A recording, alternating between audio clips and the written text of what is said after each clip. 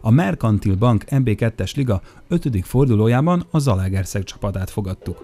A vendégek az eltelt 4 forduló alatt 6 pontot gyűjtöttek, 2-szer nyertek, 2-szer kikaptak. A héten mindkét gárda pályára lépett a Magyar Kupában, míg csapatunk a baját búcsúztatta, a zalaegerszegiek izgalmas mérkőzésen estek ki a Kecskemét ellen. Az összecsapást a csapatokon és a vezetőkön kívül csak Zümi láthatta. A rendőrségi határozat értelmében szurkolók nem lehettek jelen a mérkőzésen.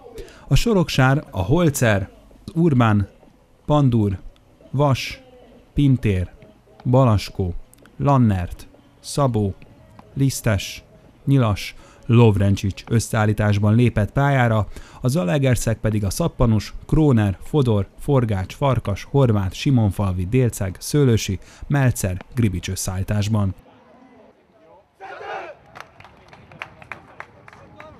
A találkozót Böcskei Balázs vezette, segítői Galán Roland, Demeter János és Farkas Tibor voltak. A mérkőzést gyászszünet előzte meg, a héten 86 éves korában elhunyt Sándor Károlyra emlékeztünk. A többnapos eső nem hagyott nyomokat a pályán, ideális állapotú gyepre futottak ki a játékosok. Az első helyzet Pintér előtt adódott, a 16-oson belül leadott lövése azonban elkerülte a kaput. A 19. percben Melcer lőtt távolról, lövése megpattant, így majdnem becsapta Holzert, de mellé hullott a labda. A szituáció utáni szögletnél veszélyesen suhant el a labda a kapunk előtt, de gól nem született. A 27. percben Nyilas előtt adódott kiváló lehetőség, tekerését azonban Szappanos hárította. 7 perccel később ismét ő védett, Lovrencsics helyzeténél ismét a helyén volt a vendégek kapusa. Nem sokkal a félidő lefújása előtt sikerült megszerezni a vezetést, Nyilas, Lisztes, Lovrencsics összejátéka után utóbbi ugratta ki Nyilast, aki szépen pörgetett a kifutó kapus mellett a hálóba, így előnyel vonulhattunk pihenőre.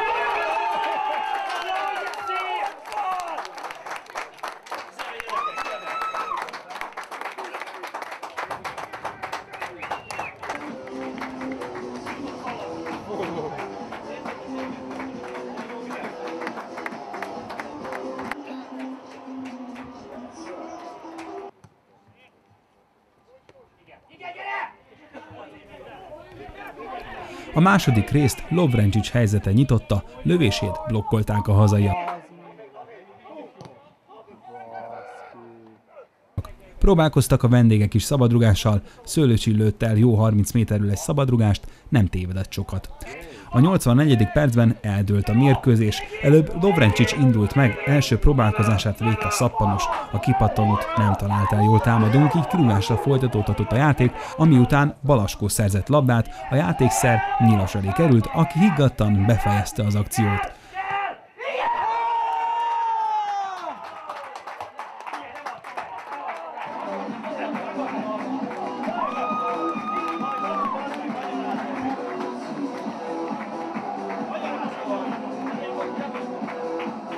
A 86. percben a vendégek legnagyobb lehetősége maradt ki, Károly lőhetett volna 10 méterre a kapunktól, de Vas önfeláldozó becsúszással mentett.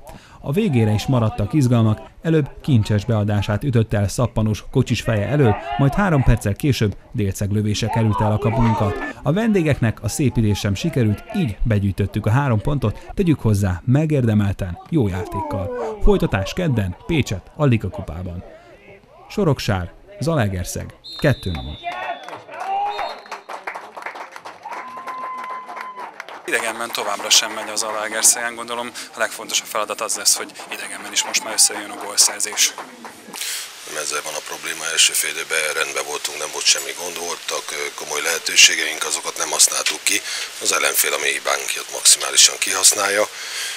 Való igaz, hogy idegenbe nem megy úgy, azért nem megy úgy, mert azt hiszük, hogy agresszivitás, agilitás nélkül is csak játékkal meg fogjuk tudni nyerni a meccset, nem fogjuk tudni megnyerni.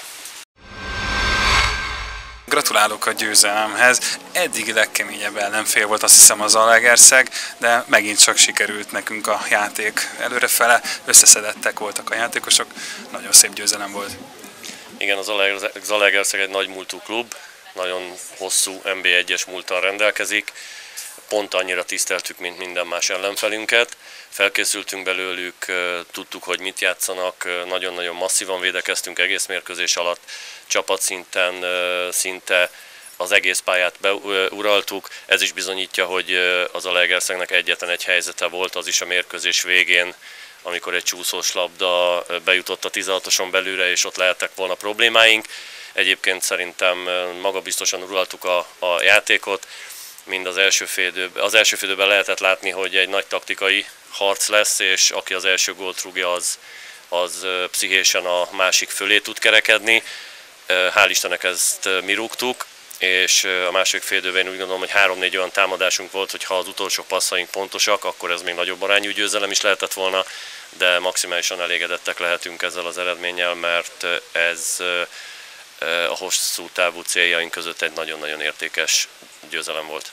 Sokan mérföldkőnek gondolták ezt a mérkőzést, hogy ezzel most talán egy olyan szintet lépett át a csapat, hogy most már egy kicsit talán megbarátkozhat azzal, hogy igen, csak egy nagyon erős középcsapat lehet a Soroksár. Igen, egyébként a vezetőkkel, köztük Szűcs Misi barátommal hangsúlyt is fektetünk arra, hogy elhitessük a játékosokkal, hogy ebbe az osztályba is nem kevés esélyünk van. Ehhez természetesen olyan szemlélettel kell pályára lépni, ahogy ezt ma tettük, olyan keményen kell dolgozni, és annyit, amennyit ma tettük, és hogyha ez így folytatódik tovább, mert úgy gondolom a csapat nagyon jó úton van, akkor egy nagyon szép fél év áll előttünk. Gratulálok, hát 2 gólt szereztél ezen a mérkőzésen. Ez egy nagyon komoly erőmfelmérő volt a csapatnak. Gondolom azért ritkán vagytok hozzászokva, hogy kicsit kevesebbet van nálatok hazai-pályán a labda. Azért köszönöm szépen, de azért számoltunk vele, hogy az Zalaegerszeg egy jó játékerőt képvisel. Tabellán elfoglalt pozíciójából nem lehet kiindulni, de örülök, hogy nyertünk, mert nagyon fontos volt, hogy magunk mögött tartsuk őket.